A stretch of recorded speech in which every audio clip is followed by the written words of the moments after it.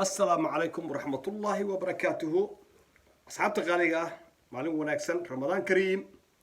ومالي أحدا بشر أي تهي أفري بشر أي تهي تضمية طبنكا بش شناد لبضا كون إيو لباتنكا إن الله وإن إله راجعون عدان هاي بحضة شارب الشو وحنا halkan tacsiyo uga diraynaa gudoomiyihii gobolka mudug ee Puntland mudane Axmed Muuse Nuur oo maanta gacan ka xaq daran oo argagixisa ay ku dishay gobolka mudug qaasatan magaalada Kalkacyo eheladiisii qaraabadiisii iyo ummadda Soomaaliyeed ee maamulka Puntland oo uga tacsiinaynaa qaraxaas loo geystay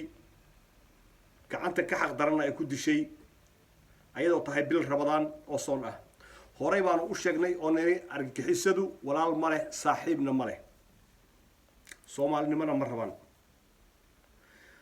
waxa la sheegay oo wararka qaar ay sheegayaan nimanka qaraxa geystay inay magaalada Kalkacyo ku sugnaayeen maalmo dhan inay guriyo magaalada ku yaala qaybkii Kristeen inkastoo baaritaanka booliska uu socdo habacsanaan badan ay ka jirto baarista ama lagu kalsoonaan karo hadda baaritaanka ay sameeyaan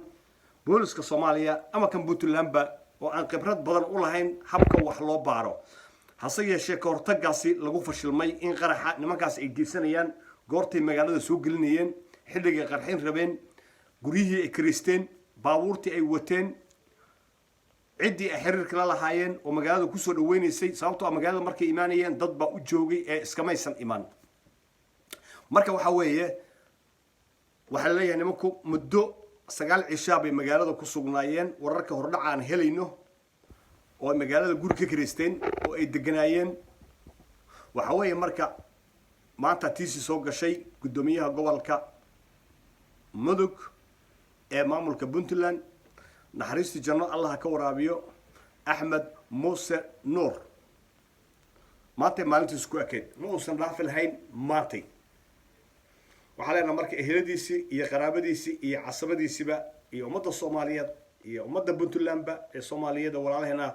Ilaahay naxariisti janno Allah ka waraabiyo samariye aymaana dhamaanteen Allah naga siiyo wixii warar ah oo arintaasi ka soo kordhana Shaariba Show dib ayaan inkaga soo gudbinaynaa haddii Ilaahay idmo Ramadan Kareem haddii aad ku cusub tahay channelka Shaariba Show fadlan subscribe ka saaro si aad ula socotid hadba wararka cusub ee soo dhacaya ee aan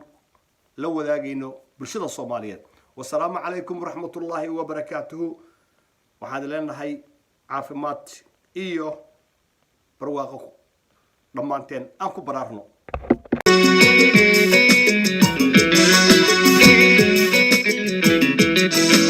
Shaariba Show fadlan hadda ku cusub tahay subscribe ka saar